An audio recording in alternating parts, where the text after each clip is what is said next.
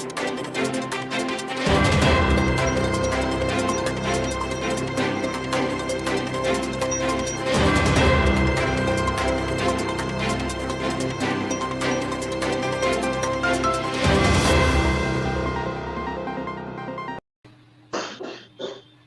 Hindustan hotline news में आपका स्वागत है। मैं हूं मानवेंद्र। जी हाँ दोस्तों, समय हो चला है हिंदी जगत का और इस खास कार्यक्रम में आज हमारे साथ जुड़ने जा रहे हैं मुंबई विश्वविद्यालय के हिंदी अध्ययन मंडल के अध्यक्ष डॉक्टर अनिल कुमार सिंह।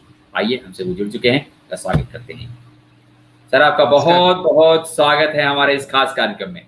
नमस्कार सर, नमस्कार। दोस्तों, हम आपको बता दें, ये खास कार्यक्रम विश्व हिंदी परिषद के सौजन्य से प्रतिदिन इसी समय आता है, यानी 8 बजे। इसके अध्यक्ष हैं डॉक्टर विनय कुमार भारद्वाज, जो देश विदेश के साहित्यकार, रचनाकार, लेखक, कवि सबको जोड़ते हैं और वो अपने आप के साहित्यिक यात्रा के बारे में चर्चा करते हैं, अपनी रचना के बारे में चर्चा करते हैं। और इसी कड़ी में आज हमारे साथ हिंदी अध्ययन मंडल मुंबई विश्वविद्यालय के अध्यक्ष डॉक्टर अनिल सिंह जुड़ चुके हैं। तो आइए इनसे स्वागत करते हैं। और इससे सर, पुनः आपका स्वागत है। और सर, हम ये जानना चाहेंगे कि सर, आपका नाम केवल अनिल कुमार सिंह नहीं, बल्कि डॉक्टर अनिल कुमार शिव नारायण सिंह है। तो सर, इतना लंबा नाम कैसे पड़ा और कैसे या पिताजी का नाम जुड़ा हुआ है, कैसे है, इसके बारे में दर्शकों को बताएं। जी सर। सर, बहुत बढ़िया प्रश्न आपने पूछा। जैसा कि आप जानते हैं कि उत्तर प्रदेश में पिताजी का नाम नहीं लिखा जाता, लेकिन हमारे महाराष्ट्र में ऐसा है कि पिताजी का नाम लिखा जाता है। तो अनिल कुमार जैसे अपने यहाँ कुमारी कुमार लगाने का प्रचलन है, उसी तरह अनिल कुमार सिंह जो है मूलतः मेरा पूरा नाम है। लेकिन जब फादर्स नेम किया जाता है तो फिर अनिल कुमार शिव नारायण सिंह जो है डालना पड़ता है। और प्राय हमारे महाराष्ट्र में ये प्रथा है कि पिताजी का नाम भी नाम के साथ आना चाहिए, और अपने उत्तर प्रदेश में ये प्रथा नहीं है। जी हाँ, बिल्कुल। और सर, हम ये जानना चाहेंगे, हमारी ये खास तौर पर परंपरा रही है, कहिए कि हम जो भी आते हैं, हमारे साथ गेस्ट जुड़ते हैं, हमसे पूछते हैं कि आपकी साहित्यिक यात्रा आखिर कैसे शुरुआत हुई। तो हमारे दर्शक भी आपसे जानना चाह रहे होंगे कि डॉक्टर अनिल सिंह की साहित्यिक यात्रा कैसे शुरुआत हुई। जी सर। सर, दरअसल ऐसा है कि प्रारंभ से जब मैं विद्यालय में पिताजी ने मुझे प्रवेश दिलवाया, तो असल में मैं इंग्लिश मीडियम स्कूल में जो है पिताजी ने मेरा एडमिशन करवाया था। और मेरी जो बड़ी बहन थी वो हिंदी माध्यम के स्कूल में पढ़ती थी। और मुझे जो है मैं घर में प्रायः देखा करता था कि बहन जो हिंदी में पढ़ती थी तो वो मुझे बहुत जल्दी सुन कर के समझ में आ जाता था, और मैं जो इंग्लिश मीडियम में पढ़ता था तो मुझे कुछ समझ में आता नहीं था। तो केजी में मैंने क्या किया कि परीक्षा में जानबूझ करके मैंने कुछ लिखा नहीं, और रिजल्ट जो है सब 0-0 आया। पिताजी ने मुझसे पूछा कि भाई क्या बात है, तुम पढ़ना नहीं चाहते हो? तो मैंने कहा नहीं, मैं पढ़ूंगा तो दीदी के स्कूल में पढ़ूंगा। तब मुझे माध्यम की जानकारी नहीं थी, अंग्रेजी और हिंदी की, क्योंकि मैं 4 साल का। तो मैं इतना ही पिताजी से कहा, आग्रह किया कि मुझे जो है बहन वाले स्कूल में डाल दीजिए, जिस स्कूल में मुझे बंधन की तरह महसूस होता है। क्योंकि जो टीचर्स थे वो प्राय पिताजी के स्टूडेंट थे, तो वो भी रेसेस में, इंटरवल में अपने साथ मुझे लिए रहते थे कि मैं कहीं घर न भाग जाऊं।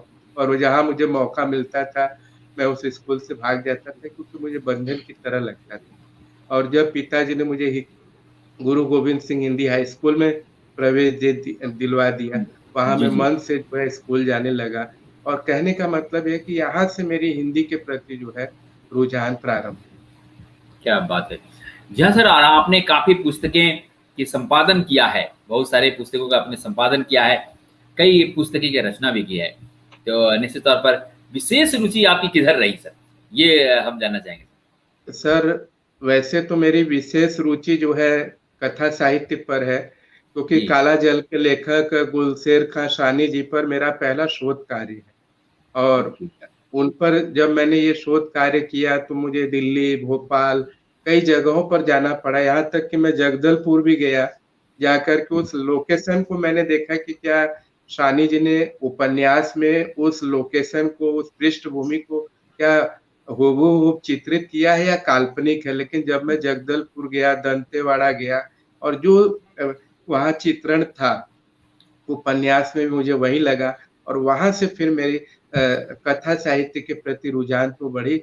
लेकिन उसके पीछे बड़ा दिलचस्प और मज़ेदार बात आपको मैं आज ये बताना चाहूँगा जी, जी, कि मैं बिल्कुल। जिस महाविद्यालय में मैं शाहपुर के महाविद्यालय में मैं लगा और एमए करते-करते ही मेरी नियुक्ति जो है जस्ट मैंने ऐसे एप्लीकेशन किया था, मुझे मालूम नहीं था कि शाहपुर में महाविद्यालय कहाँ है। मैंने एप्लीकेशन कर दिया, कॉल लेटर आया, इंटरव्यू दिया और आप सबके स्नेह से मेरा चुनाव भी हो गया और जी, जी। 88 में मैं एमए पास हुआ और 88 से ही मुझे वहाँ पर नियुक्ति दे दी गई और वहाँ जो मैं पढ़ा रहा था तो पूरा कॉलेज जो है मराठी परिसर में आता है। उस कॉलेज में प्राचार्य से लेकर के, प्राध्यापक से लेकर के, नॉन टीचिंग से लेकर के मैनेजमेंट यहाँ तक कि बच्चे तक भी मराठी भाषी एकमात्र मैं उत्तर भाषी वहाँ पर उत्तर भारतीय वहाँ पर था। तो जब मैं उन बच्चों को पढ़ाता था, तो सबसे पहले वहाँ केवल फर्स्ट ईयर और सेकंड ईयर था। जिस साल मैं लगा, उस साल जो है तृतीय वर्ष में 3 पेपर जो है हिंदी प्रारंभ हुआ और जी, उन 3 पेपर को पढ़ाने के लिए मेरे सामने जो बच्चे थे मराठी भाषी थे, तो पाठ्यक्रम में आप जानते हैं कि हर विधा जो है पाठ्यक्रम में रखी जाती थी और उस हर विधा को पढ़ाते-पढ़ाते जो है सभी विधाएँ जो है मुझे रोचक और प्रिय लगने लगी। वैसे कथा साहित्य में मेरी विशेष रुचि है, क्योंकि मैं ये चाहता था कि ये जो मराठी भाषी बच्चे हैं, उनके मन में, दिल-दिमाग में हिंदी के प्रति एक आकर्षण बढ़े, उस भाषा के प्रति उनका झुकाव बढ़े। इसीलिए मैं जी। सभी विधाओं को बड़े मेहनत से पढ़ कर के घर से जाता था और चाहता था कि उन बच्चों के साथ सही ढंग से न्याय हो सके। जी हाँ, सर तो ये जानना चाहेंगे कि आप जिस प्रकार से बता रहे हैं कि रुचि पैदा हो, तो कैसी स्थिति है महाराष्ट्र में हिंदी की? इसके बारे में भी दर्शकों को बताएँ।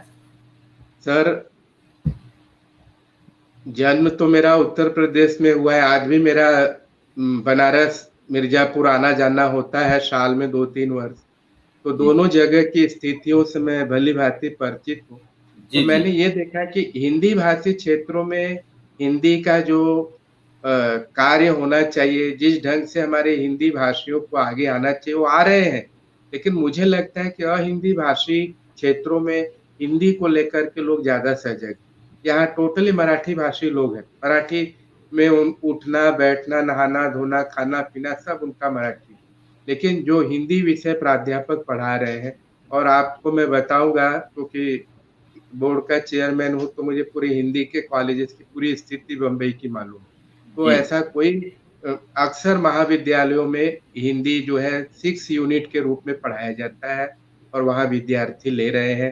चाहे वो मराठी भाषी बच्चा हो, वो भी हिंदी ले रहा है और चाहे आप जलगाँव में चले जाइए, चाहे आप कोल्हापुर में चले जाइए, पूना में चले जाइए, वहाँ पर हिंदी की स्थिति बहुत अच्छी है और इस लॉकडाउन के पीरियड में मैं आपको बताना चाहूँगा जी, कि सबसे अधिक जो वेबिनार हुए हैं, सेमिनार हुए हैं, कार्यशालाएँ हुई है, मुझे जहाँ तक मेरी जानकारी है कि भारत के तो हर राज्य में, हर प्रांत के लोगों ने किया लेकिन जहाँ तक मेरी जानकारी है कि महाराष्ट्र के लोगों ने इस लॉकडाउन में सर्वाधिक वेबिनार किया है और यही उनके हिंदी के प्रेम को दर्शाता है।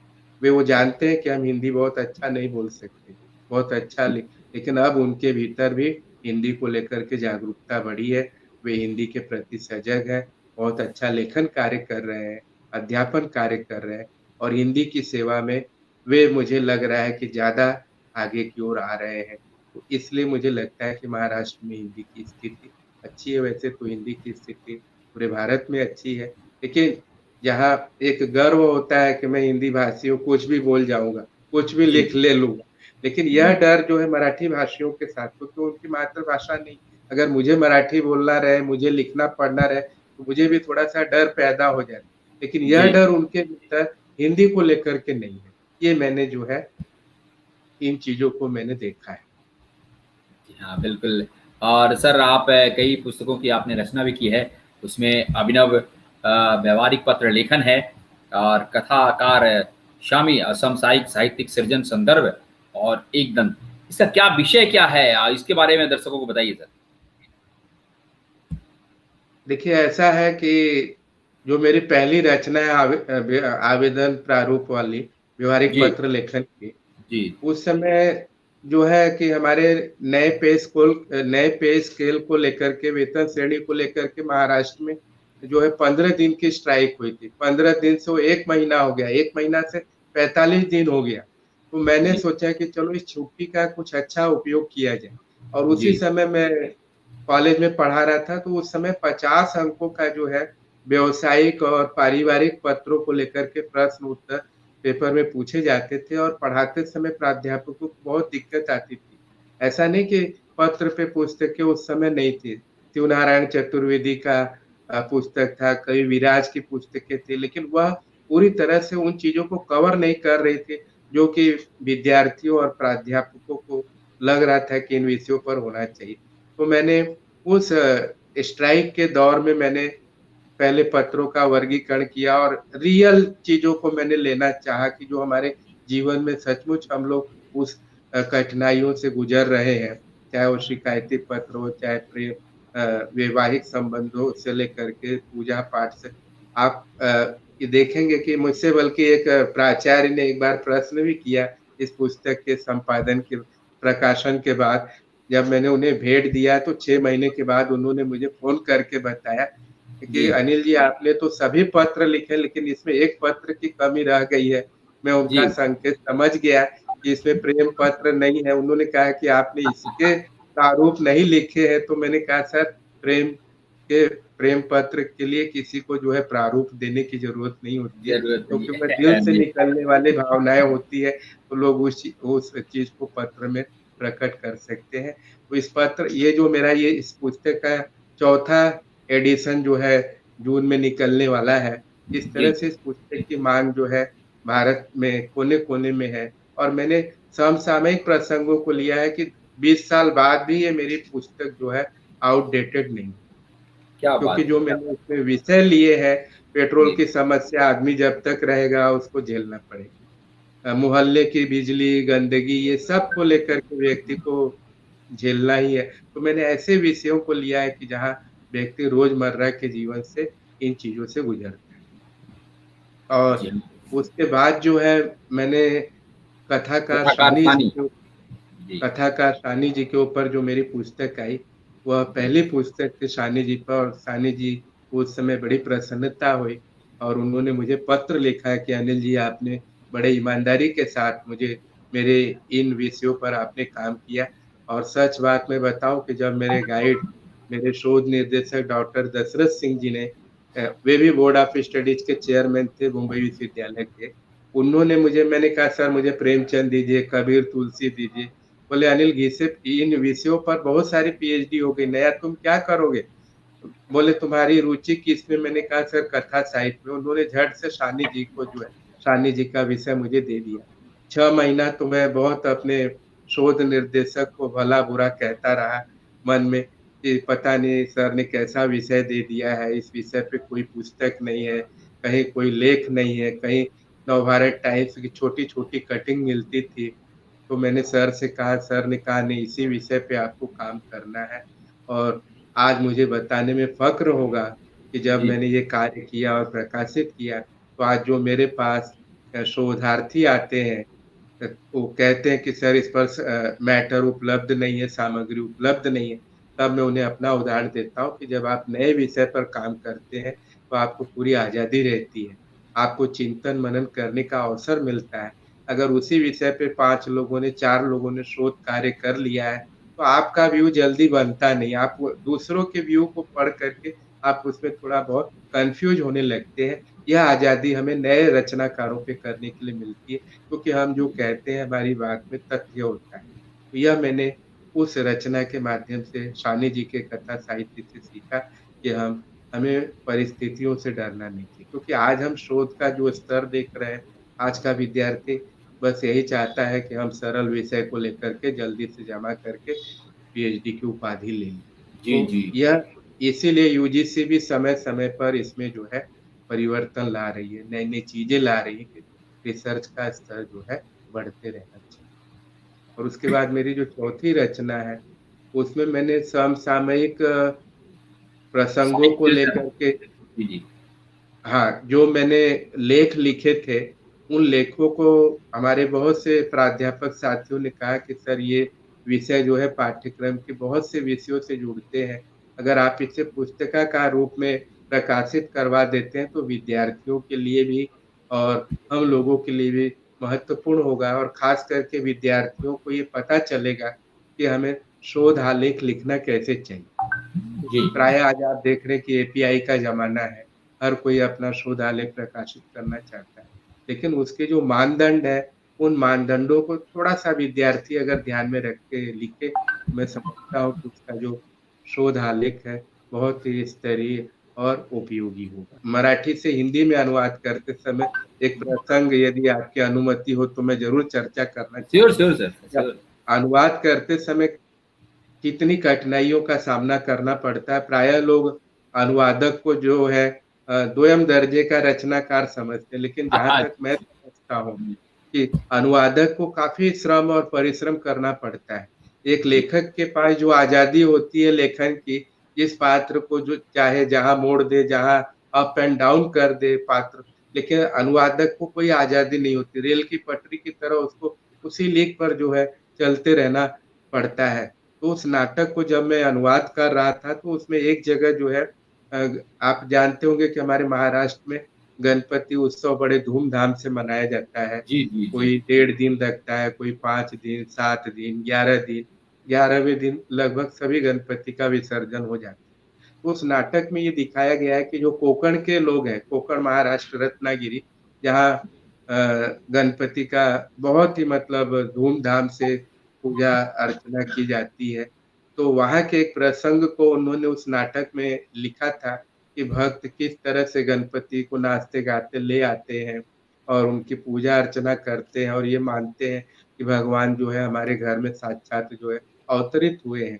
और जब विसर्जन के दिन गणपति जी को ले जाते हैं, तो नारा लगाते हुए जाते हैं उनके श्रद्धा में, गणपति बप्पा मोरया, पुढच्या वर्षी लवकर या। इसका अर्थ ये होता है कि गणपति बप्पा आप जाइए और अगले वर्ष फिर से पुनः पदार्पण करिए।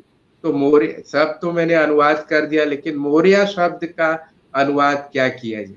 मैंने बहुत से विद्वानों से भी पूछा कि सर इस मोरया शब्द की क्या अनुवाद हम कर सकते हैं?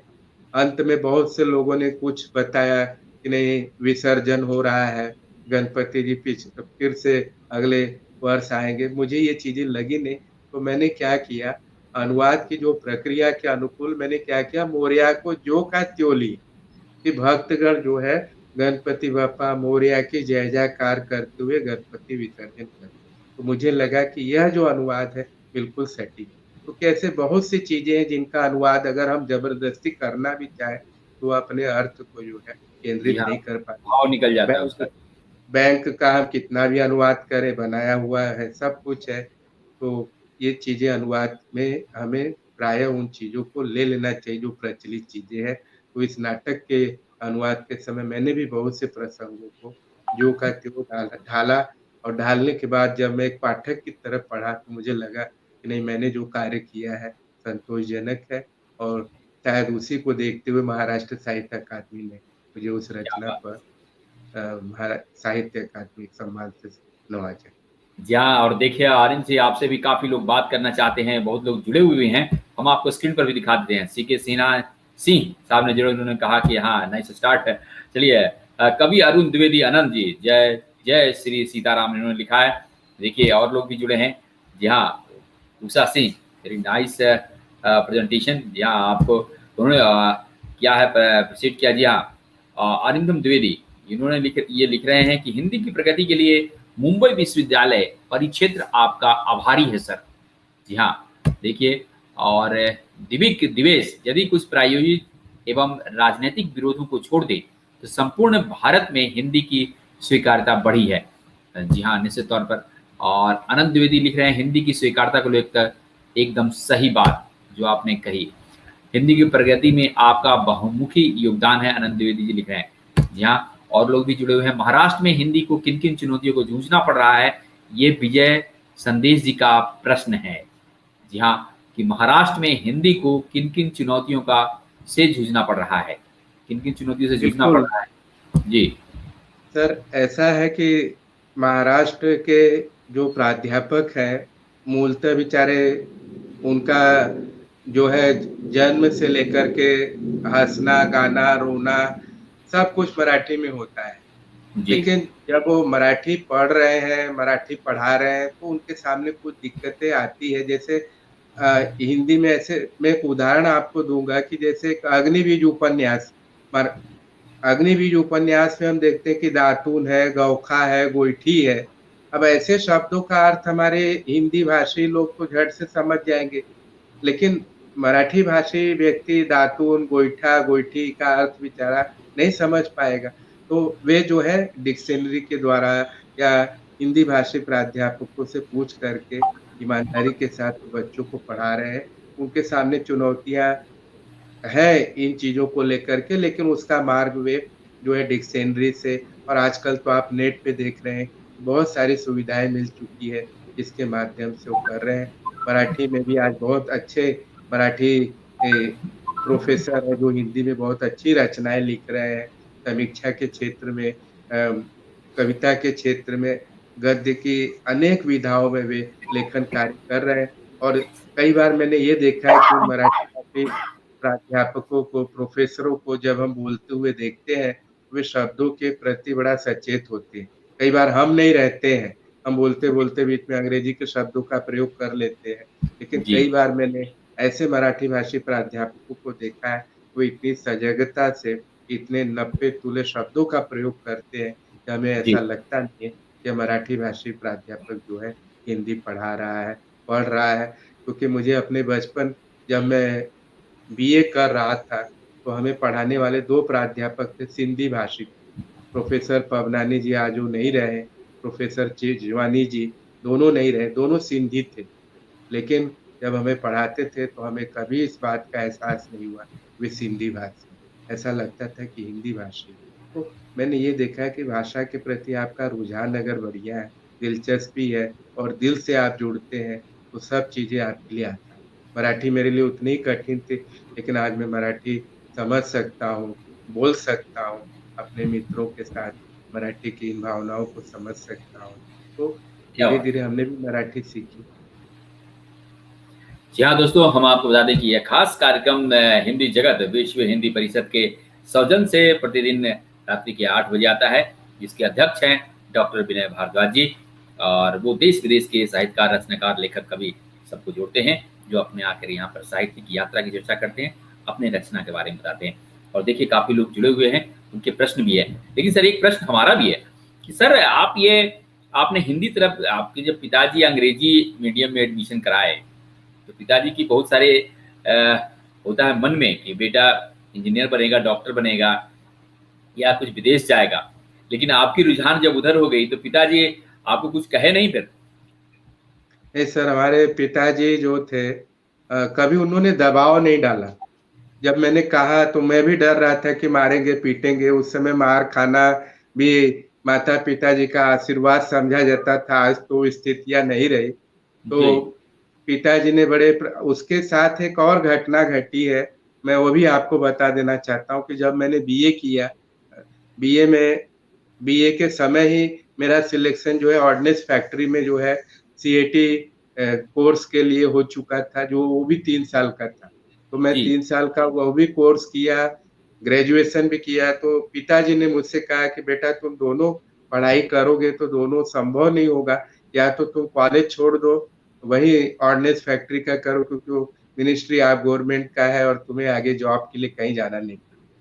लेकिन मैं पिताजी से कुछ कह नहीं पाया, मैंने माताजी से कहा नहीं मैं दोनों पढ़ाई करूँगा, भले मुझे तकलीफ होगी चलेगा 3 साल मैंने टीवी क्या होता है, चौराहा क्या होता है, हमारी मित्र मंडली क्या होती है क्योंकि ऑर्डिनेंस फैक्ट्री में सवेरे 9 से 5 बजे तलक हमें रहना पड़ता था और जी, सवेरे में 2 लेक्चर कॉलेज करता था और अपने गुरुजनों को मैंने बता दिया था कि सर मेरे साथ ये डिफ़िकल्टी है, मैं पूरा लेक्चर अटेंड नहीं कर पाऊँगा। लेकिन हमारे सर बहुत अच्छे थे, उन्होंने कहा बेटा तुम करो, कोई भी दिक्कत होगी तो मैं तुम्हारे साथ हूँ। और क्या जब बात मैं सप्ताह में 1 या 2 बार कॉलेज में जाता था, तो जो जी, हमारे हिंदी के इसीलिए मैंने वहाँ पर टीवाईबीए में हिंदी लिया, जबकि मेरा रुझान इकोनॉमिक्स के प्रति भी था। लेकिन जी, जब ये हमारे सिंधी प्राध्यापक जब मुझे प्रेमचंद, यशपाल, मनु भंडारी की रचनाएँ देते थे पढ़ने के लिए और पढ़ने के बाद मुझे लगा कि नहीं अब मैं बीए हिंदी में ही करूँगा। और मैंने बीए हिंदी में किया और सप्ताह में 2 दिन क्लास में जाता था, तो बाकी के बच्चे मुझे ऐसी दृष्टि से देखते थे मुझे न तो नोट्स देते थे, न तो पुस्तक देते थे, उन्हें लगता था रेगुलर है नहीं, तो पता नहीं बाद में आएगा कि नहीं आएगा। लेकिन मैं जी, अपने घर में पढ़ाई करता रहा, सर के घर चला जाता था, कोई डिफ़िकल्टी होती थी और जब बीए का रिज़ल्ट आया, उस ज़माने में मोबाइल नहीं था, वो जी, घंटी वाली फ़ोन थी, वो भी मोहल्ले के एक व्यक्ति के यहाँ फ़ोन आया कि आपको कॉलेज में बुलाया गया है।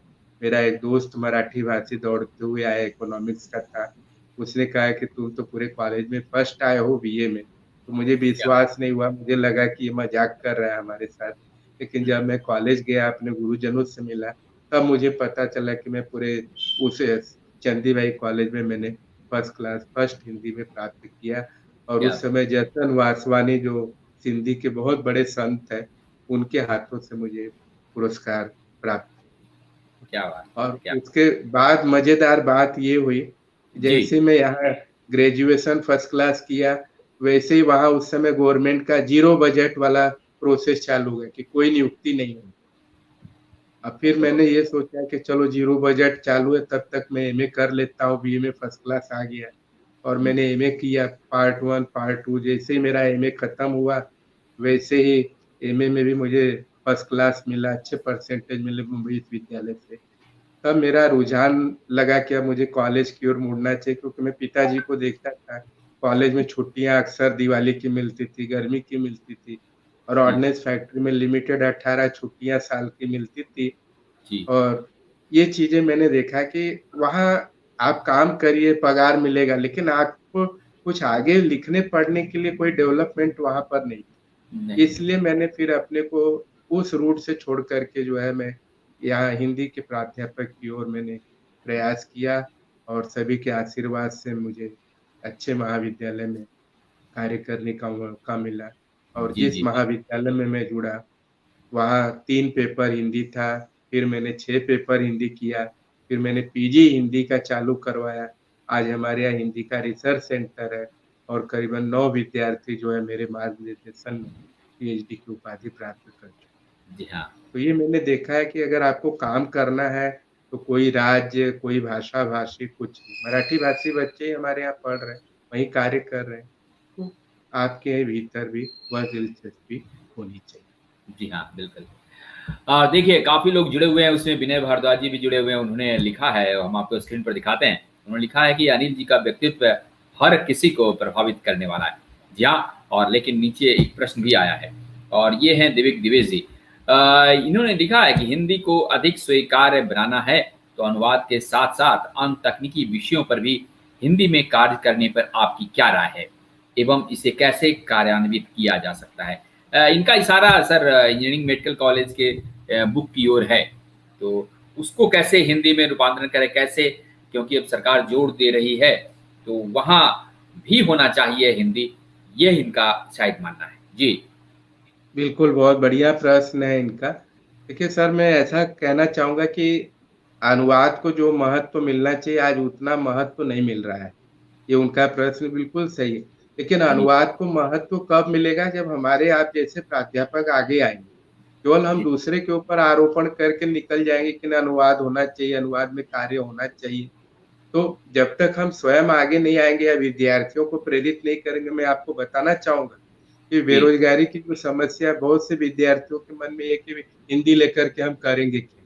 लेकिन उन विद्यार्थियों को सही ढंग से ये गाइड नहीं किया जाता कि आज भी बैंकों में, एलआईसी के क्षेत्रों में, रेलवे में, बहुत जगहों पर जो है हिंदी अधिकारी के अधिकारी पद जो है रिक्त हैं और जी, उन पदों के लिए जो अनिवार्यता होती है कि कम से कम आप 2 विषय में एमए होना चाहिए, एक हिंदी में हो और आप अंग्रेजी में हो, तो वहाँ पर आपकी नियुक्ति हो सकती है और पगार भी बढ़िया।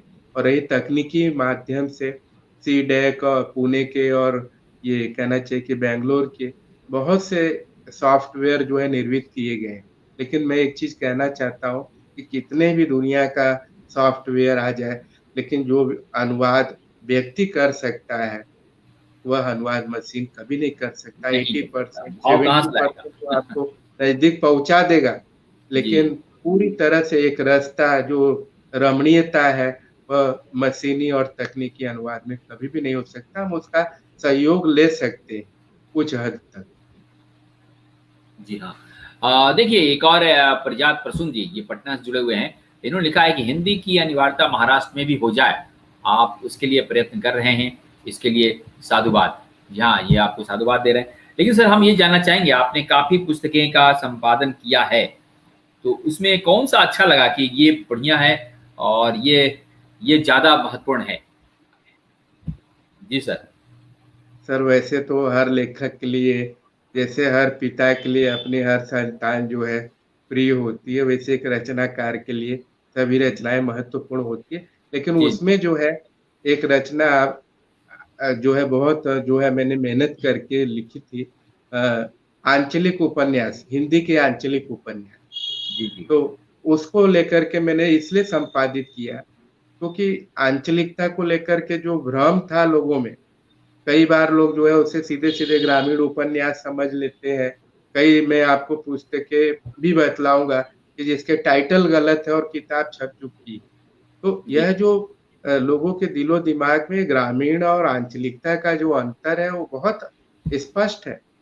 ग्रामीण जीवन में हम जो है वहाँ के परिवेश और जीवन को लेते, लेकिन आंचलिकता में उस अंचल विशेष को उसी की भाषा बोली में जो पात्र वो चित्रित करता है, और जब आप उसी रूप में रेखांकित करेंगे, तब वो आंचलिक कहलाएगा।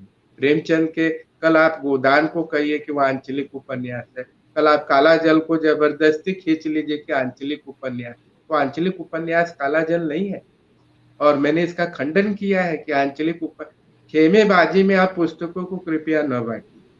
उस जी, पुस्तक में, उस साहित्य में, उस उपन्यास में, कहानी में अगर वास्तव में वह तत्व है, तो आप ज़रूर उसको ये करें। अब मैं जैसे काला जल पर मैंने काम किया, इसलिए मैं देखता हूँ, मैं दर्जनों जब कथा साहित्य की किताब पढ़ता हूँ, तो लोग उसमें जोड़ देते हैं कि काला जल साहनी जी का आंचलिक उपन्यास है, जबकि आंचलिकता साहनी जी खुद कहते हैं कि मेरा ये आंचलिक उपन्यास नहीं है। तो इस आंचलिकता को स्पष्ट करने के लिए जो है, मैंने उस उपन्यास को कि कम से कम इससे हमारे विद्यार्थियों को, शोधार्थियों को और हमारे प्राध्यापक मित्रों को सही जानकारी मिल सकेगी कि वास्तव में आंचलिकता रेणु जी का मैला अचल जो है, वह सही अर्थों में आंचलिक। तो बाद में बहुत से आंचलिक उपन्यासों की परंपरा आगे बढ़ती गई, तो वह आंचलिकता और ग्रामीणता का जो फ़र्क है, वो फ़र्क रहा है और रहेगा। जी हाँ, बिल्कुल। और देखिए एक प्रश्न फिर आ गया है, ये प्रजात प्रसून जी आपके लिए इन्होंने प्रश्न भेजा, आपके स्क्रीन पर भी है। इन्होंने कहा है कि तकनीकी विषयों के लिए राष्ट्रीय स्तर पर अनुवाद की आवश्यकता है। इस पर आपकी क्या राय? शायद इस पर आपने आंशिक रूप से बताया था, लेकिन फिर भी आप बता दीजिए। बिल्कुल, सही प्रश्न है कि तकनीकी दृष्टि से अनुवाद की आवश्यकता है, और मैंने उसके लिए कहा भी कि आवश्यकता कब पूरी होगी, जब हमारे आप जैसे लोग आगे आएँ। हम जी, अपने शोधार्थियों को भी अनुवाद का कार्य उन्हें दे सकते हैं। मैं उदाहरण आपको देना चाहता हूँ। भगवान दास मोरवाल जी का अभी एक जी, एकदम राजकमल प्रकाशन से नवीनतम उपन्यास शकुंतला प्रकाशित होकर के है। और जैसे ही वो उपन्यास प्रकाशित होकर के आए, मैंने पढ़ा और पढ़ने के बाद मुझे बहुत अच्छा लगा। हमारे पाठ्यक्रम में भी इस वर्ष से वो रखा गया।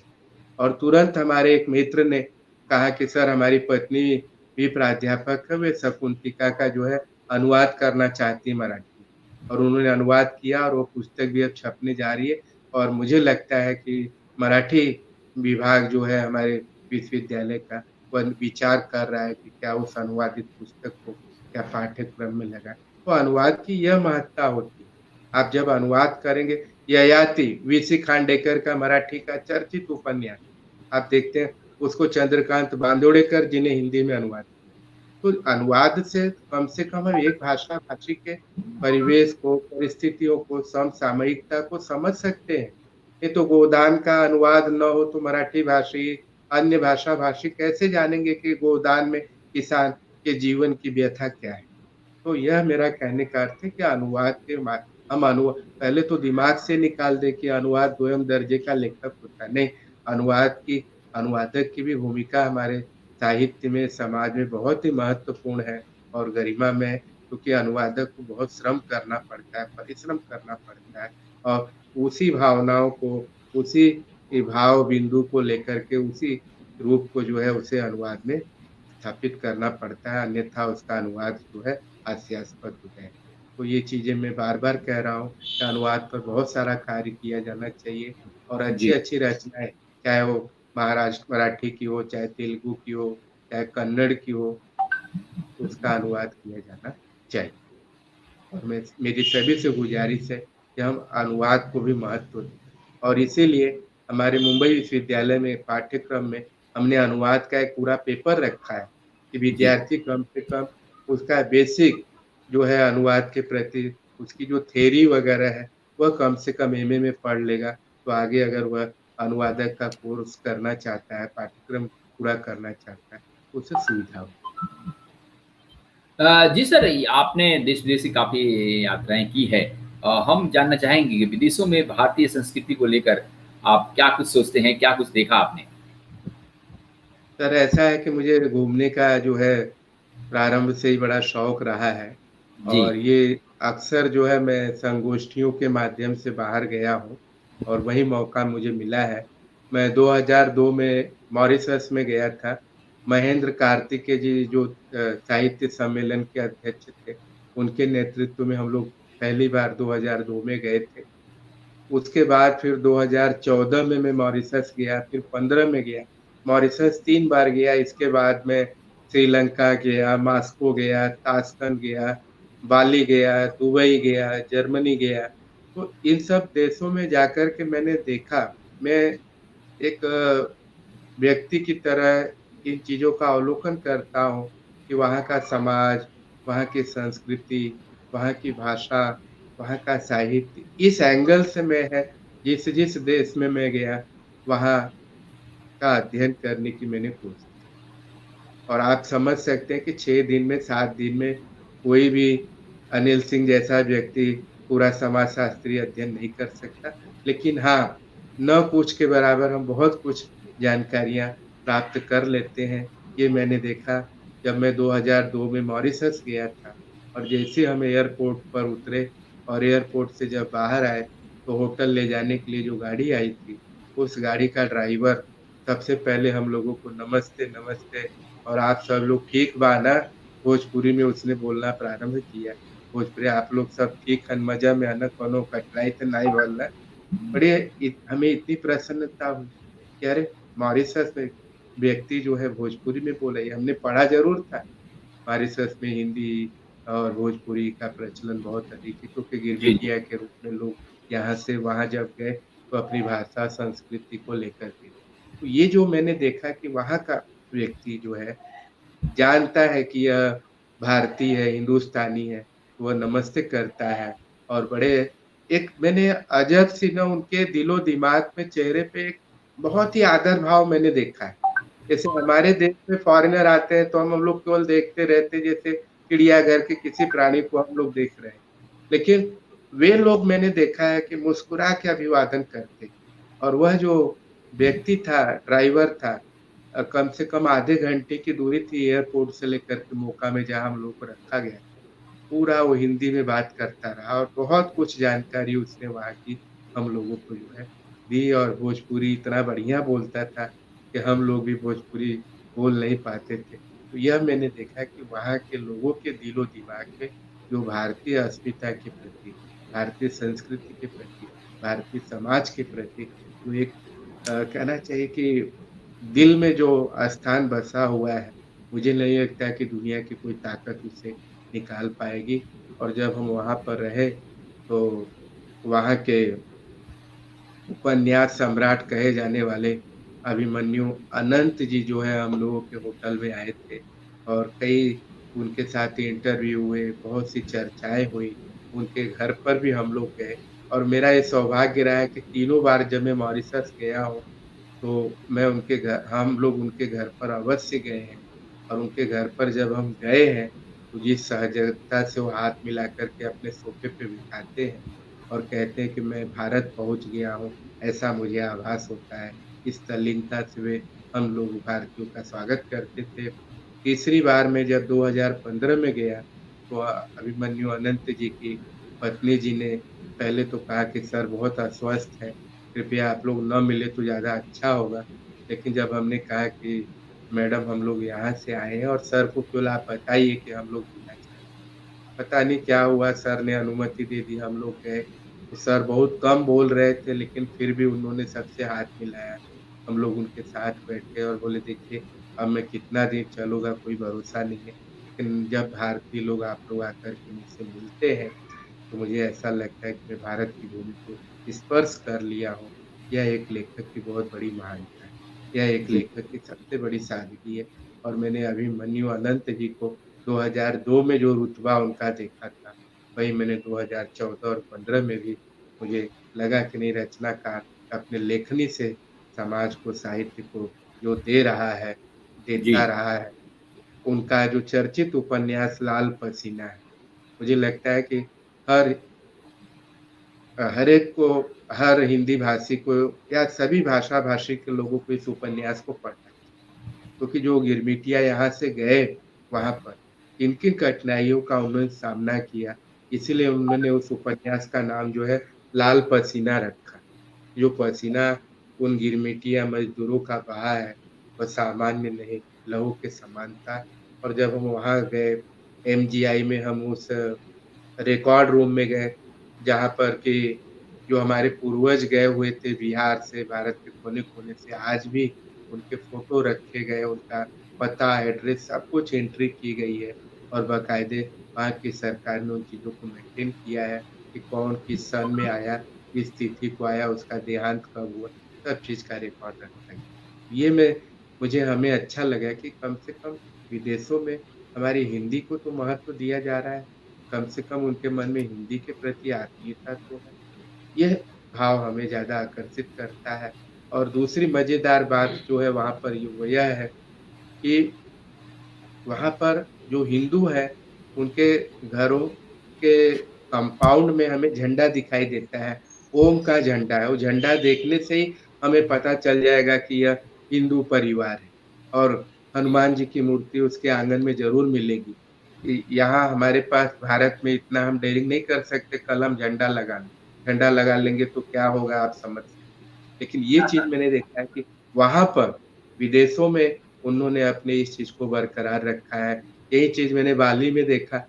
बाली में जब मैं गया, बाली में देखा कि वहाँ पर घर-घर गणपति की मूर्ति रखी गई है। विधिवत वहाँ का जो मुसलमान है, वह भी गणपति की पूजा कर रहा है। और जैसे हम घर से जब निकलते हैं, तो घर के दोनों द्वार, अ, दरवाजे के दोनों छोर पर पत्ते पर, आम के पत्ते पर चावल, अक्षत और जो भी भोजन बना है, नैवेद्य के रूप में चढ़ाया जाता है। और फिर उसके बाद वहाँ के लोग अपने घरों से निकलते हैं। तो ये मैंने वहाँ जाकर के देखा कि यही नहीं, आप जब इंडोनेशिया एयरपोर्ट पर आप उतरेंगे तो सबसे पहले आपको गणपति की मूर्ति मिलेगी। और एक मज़ेदार बात मैं ज़रूर आप लोगों को बताना चाहूँगा, जी, जैसे जी, आप सभी गए होंगे, देखे होंगे, लेकिन मैंने जिस एंगल से देखा कि हमारे भारत में जो चौराहे हैं, आप देख रहे हैं किसी महापुरुष का पुतला रखा गया है, स्टैचू रखा गया है। लेकिन मैंने बाली में देखा कि जितने भी बड़े-बड़े चौराहे हैं, उसमें रामायण और महाभारत के प्रसंगों को जो है मूर्ति के रूप में इतना बढ़िया हाइलाइट किया गया, ऐसा लगता है स्टैचू वो भी है, लेकिन उसकी लाइटिंग, उसकी प्रतिमा, उसकी प्रतिक्रिया, ऐसा लगता है कि 2 मिनट हम किनारे रुक कर के देखें।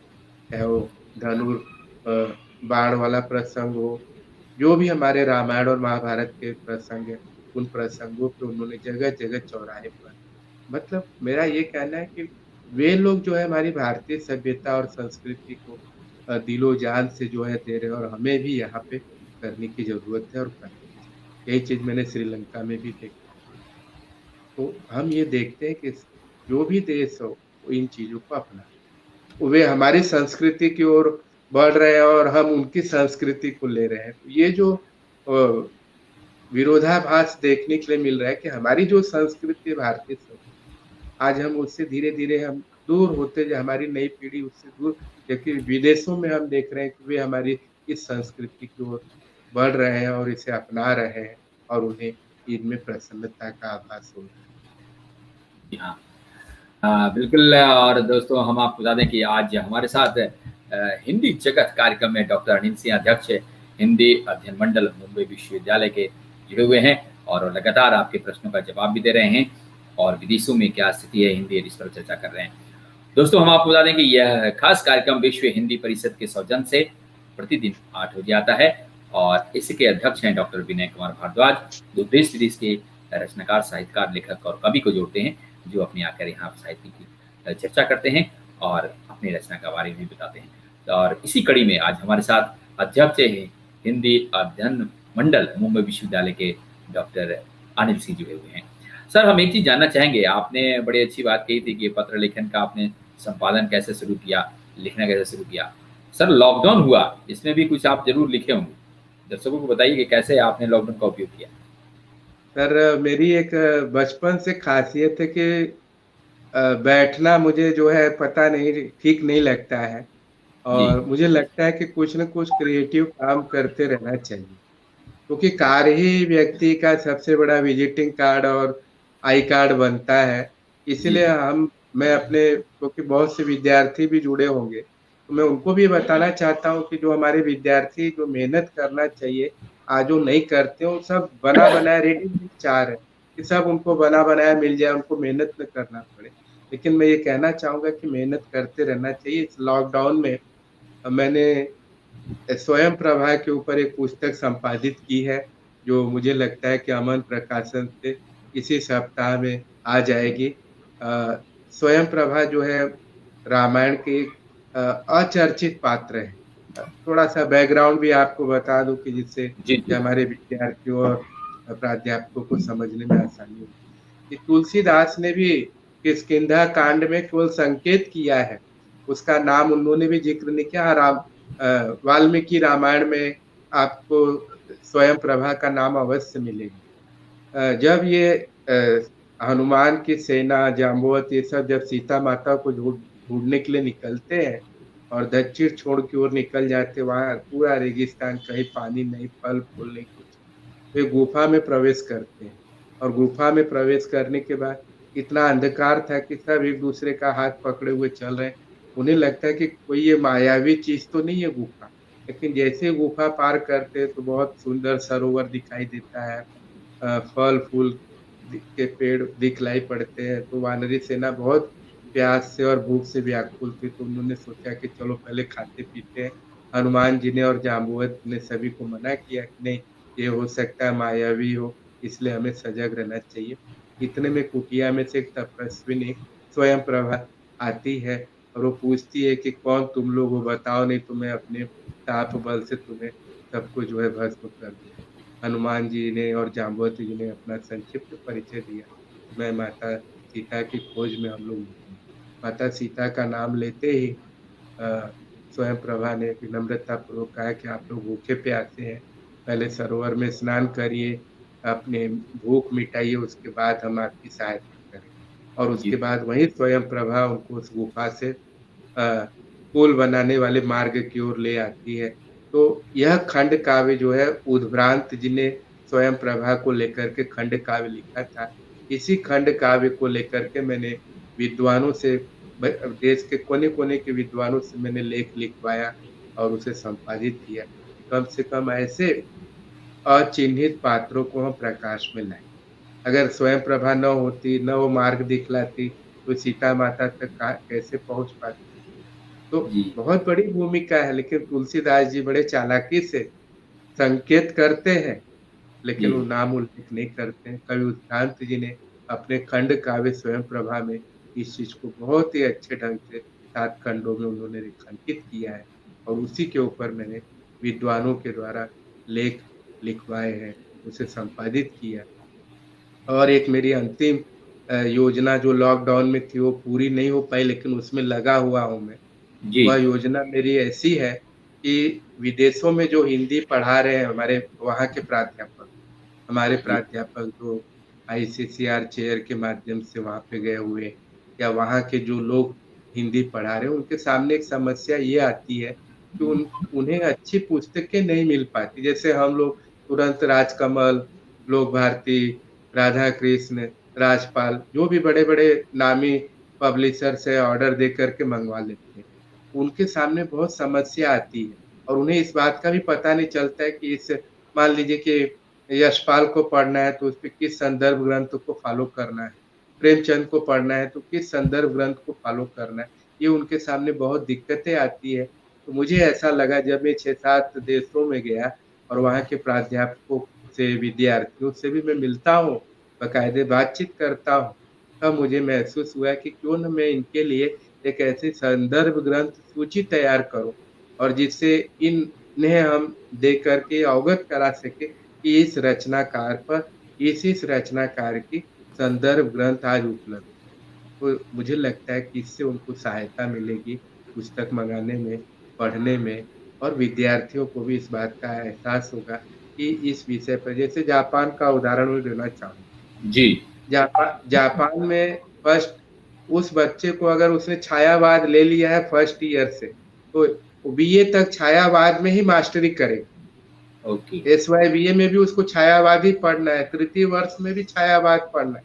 तो ये जी। मैंने देखा है कि वहाँ का बच्चा भले हमारी आपकी तरह बहुत अच्छी हिंदी ना बोल पाए, लेकिन वह उसे जब मौका दिया जाता है, तो हमारी आपकी तुलना में वो छायावाद पे बहुत विद्वतापूर्ण ढंग से अपनी बात कर सकता है। क्योंकि 3 साल वह लगातार छायावाद के इतनी तह में जाता है, कि वह उसका मास्टर हो जाता है।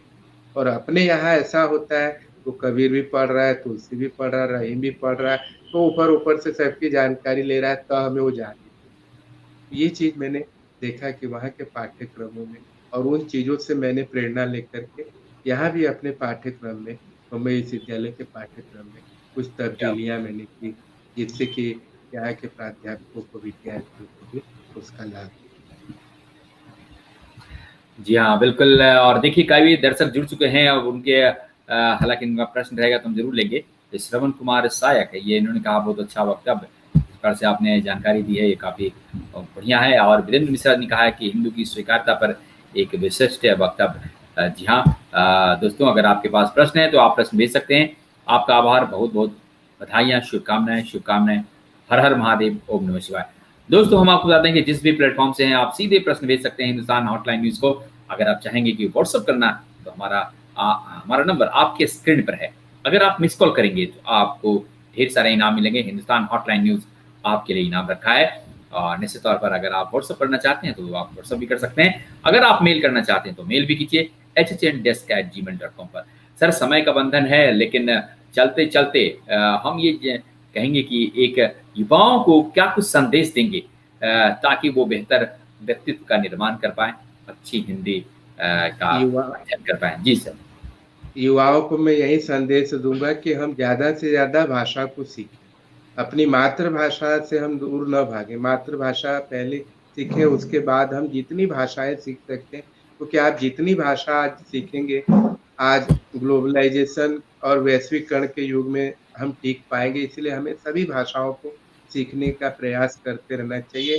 और युवाओं को मैं जाते-जाते यही संदेश करना चाहूँगा कि भारतवासियों का भी कर्तव्य है कि भावी पीढ़ी को गूंगी और बहरी होने से बचाएँ।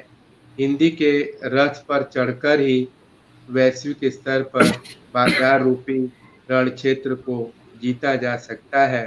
अंत में मैं अपने इन्हीं शब्दों के माध्यम से कहना चाहूँगा कि हमें मैथिली शरण गुप्त के इन पंक्तियों पर पुनः हमें विचार करने की ज़रूरत है कि हम कौन थे, क्या हो गए हैं और क्या होंगे अभी। आओ विचारें आज मिलकर यह समस्याएँ सभी मित्रों, हमें विचार करते हुए आगे बढ़ना है और हमारे भारत के युवाओं का भविष्य बड़ा ही उज्ज्वल है, क्योंकि वे जिस तटस्थता से, तत्परता से कार्य कर रहे हैं, मुझे निश्चित विश्वास है, वे सदैव आगे बढ़ेंगे और भारत का नाम ऊँचा करेंगे। और जय हिंद के साथ में अपनी बात को समाप्त करने के पहले मैं हिंदुस्तान हॉटलाइन न्यूज़ प्रतिष्ठित लोकप्रिय चैनल का हृदय से आभारी हूँ और मानवेंद्र जी का जो सही में मानवता के गुणों से परिपूर्ण है और उन्होंने बहुत से प्रश्न जो है जिस ढंग से घुमा-फिरा करके पूछा, यह उनकी विद्वता का द्योतक है। मैं हिंदुस्तान हॉटलाइन न्यूज़ चैनल का हृदय से आभारी हूँ और हमारे अग्रज डॉक्टर विनय भारद्वाज जी का मैं हृदय से आभारी हूँ, जो हिंदी की सही अर्थों में सेवा कर रहे हैं, देश-विदेश में जाकर के हिंदी का नाम बुलंद कर रहे हैं। और ऐसे अग्रज को पाकर के निश्चित ही मैं अपने आप को गौरवान्वित समझता हूँ। और मुझ जैसे नाचीज व्यक्ति को हिंदुस्तान हॉटलाइन न्यूज़ ने कुछ अपने मन की बात साझा करने का अवसर प्रदान किया। इसलिए मैं तहे दिल से आपका, सभी दर्शकों का, प्यारे विद्यार्थियों का, सभी का हृदय से आभार प्रकट करता हूँ। धन्यवाद। बहुत बहुत शुक्रिया, बहुत बहुत धन्यवाद डॉक्टर अनिल सिंह, अध्यक्ष हिंदी अध्ययन मंडल मुंबई विश्वविद्यालय। सर आपका बहुत बहुत शुक्रिया, बहुत बहुत धन्यवाद। आपने समय निकाला और हिंदुस्तान हॉटलाइन न्यूज से इतनी महत्वपूर्ण जानकारी शेयर किया। और निश्चित तौर हम पुनः आपसे बात करने की कोशिश करेंगे। जब भी समय मिलेगा आप आइएगा और जो भी आप रचना करते हैं उस पर भी हम चर्चा करेंगे और युवाओं को हम प्रोत्साहित करने की कोशिश करेंगे। बहुत बहुत धन्यवाद, बहुत बहुत शुक्रिया सर। धन्यवाद सर। जी हाँ दोस्तों, तो ये थे डॉक्टर अनिल सिंह, अध्यक्ष हिंदी अध्ययन मंडल मुंबई विश्वविद्यालय। अब हम आपको बता दें कि यह खास कार्यक्रम विश्व हिंदी परिषद के सौजन से प्रतिदिन आता है 8 बजे, जिसके अध्यक्ष हैं डॉक्टर विनय कुमार भारद्वाज, जो देश विदेश के रचनाकार, साहित्यकार, लेखक, कवि सबको जोड़ते हैं। सब अपनी साहित्यिक यात्रा के बीच चर्चा करते हैं, अपनी रचना के बारे में बताते हैं। दोस्तों हम आपको बता दें कि सुबह हम 8 बजे लेके आ रहे हैं आपके लिए कार्यक्रम एज यूजुअल, जी हाँ, भाग्योदय, जिसमें आप राशिफल या जन्मदिन की शुभकामनाएं देते हैं और हमारे जो ज्योतिषाचार्य होते हैं वो आपको आशीर्वाद भी देते हैं। कल दिनकर जयंती है, तो निश्चित तौर पर हम खास कार्यक्रम लेकर आ रहे हैं 12:30 बजे। जी हाँ, राष्ट्रकवि रामधारी सिंह दिनकर के पुत्र केदारनाथ सिंह जी जुड़ेंगे हमसे, तो निश्चित तौर पर आप हमसे जुड़िएगा। और 3 से 6 बजे भी दिन भर का हमारा कार्यक्रम होगा, तो आप हमसे जुड़े रहिएगा। 6 बजे हम सीधे संपूर्ण स्वास्थ्य में डॉक्टर नीता कुमार से जुड़ेंगे। 7 बजे रामकथा और 8 बजे जी हाँ हम हिंदी जगत कार्यक्रम लेकर पुनः हाजिर होंगे। तो अभी दीजिए माननीय की इजाजत, मिलते हैं बस सुबह 8 बजे। बाय, सबा खैर, बाय बाय।